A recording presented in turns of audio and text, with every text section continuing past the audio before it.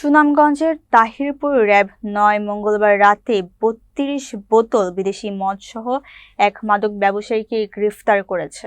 RAB সূত্রে জানা যায়, গোপন সংবাদের ভিত্তিতে তাহিরপুর উপজেলার মোদেরগাঁও এলাকায় এই অভিযান চালানো হয়। র্যাবের উপস্থিতি টের পেয়ে দুইজন পালানোর চেষ্টা করলে একজনকে গ্রেফতার করা হয়। ধৃত ব্যক্তি মোহাম্মদ সালেক মিয়া। তার হেফাজত থেকে ৩২ বোতল বিদেশি মদ উদ্ধার করা হয়। প্রাথমিক জিজ্ঞাসাবাদে ধৃত ব্যক্তি স্বীকার করেছেন, তিনি ও পলাতক সহযোগী সীমান্ত এলাকা থেকে ভারতীয় নিষিদ্ধ মদ সংগ্রহ করে সুনামগঞ্জ সহ দেশের বিভিন্ন জেলায় বিক্রয় করে আসছে।